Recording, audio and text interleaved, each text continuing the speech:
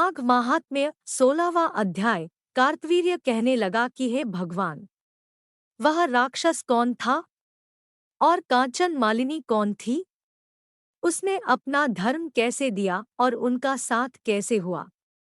हे ऋषि, अत्रि ऋषि की संतानों के सूर्य, यह कथा सुनाकर मेरा कौतूहल दूर कीजिए। तब दत्तात्रेय जी कहने लगे कि राजन, इस पुरातन विचित्र इतिहास को सुनो। कांचन मालिनी नाम की एक सुंदर अप्सरा थी जो माघ मास में प्रयाग में स्नान करके कैलाश पर जा रही थी। तब उसको मार्ग में जाते हुए हिमालय के कुंज से एक घीर राक्षस ने देखा।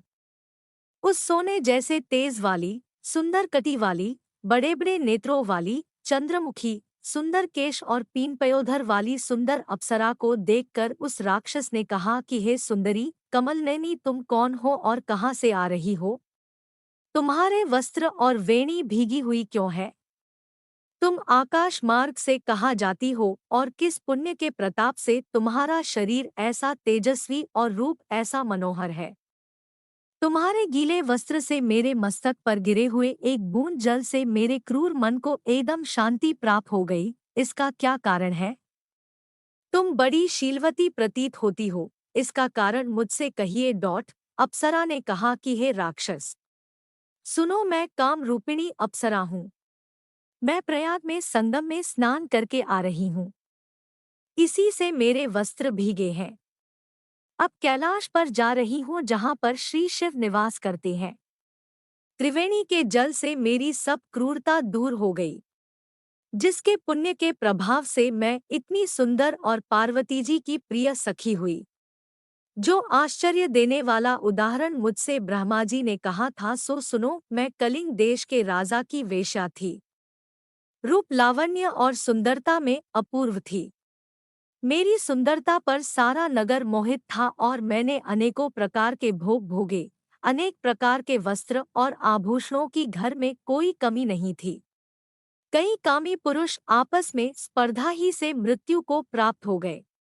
इस तरह उस नगर में बड़ी सुंदरता से यौवन व्यतीत हुआ और मैं वृद्धावस्था को प्राप्त हो गई। तब मेरे मन में विचार उत्पन्न हुआ कि मैंने अपनी सारी आयु पापों में ही व्यतीत कर दी। धर्म का कोई कार्य, दान, तप, यज्ञ आदि नहीं किया। शिव या दुर्गा जी की आराधना नहीं की, न कभी भगवान विष्णु का पूजन किया।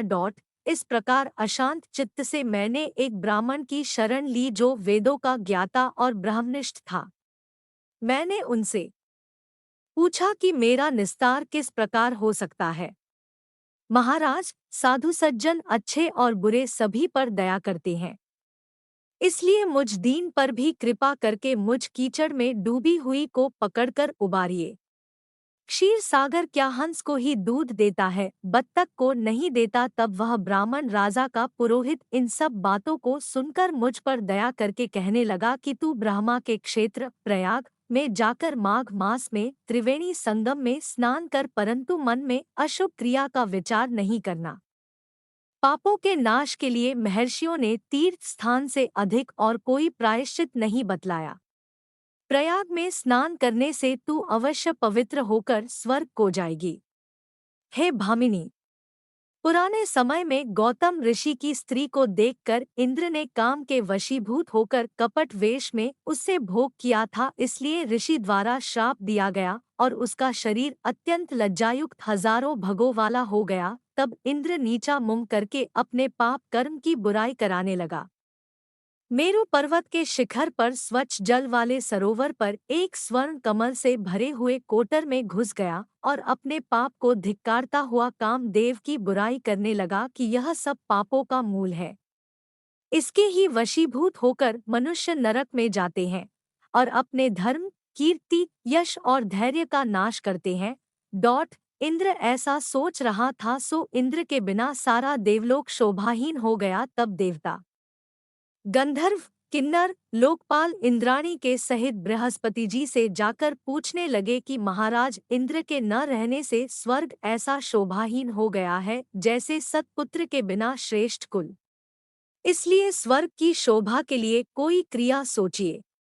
इस विषय में देर नहीं लगानी चाहिए। तब बृहस्पति जी कहने लगे कि इंद्र ने बिना सोचे विचारे जो कर्म किया है उसका फल भोग रहा है, सो वह कहाँ है, मैं यह सब जानता हूँ।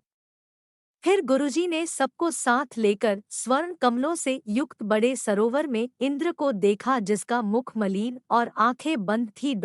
तब इंद्र ने बृहस्पति जी के चरणों को पकड़कर कहा कि इस पाप से उद्धार करके आप मेरी रक्षा कीजिए। तब बृहस्पति जी ने इंद्र से कहा कि प्रयाग में स्नान करने से ही तुम पाप मुक्त हो जाओगे।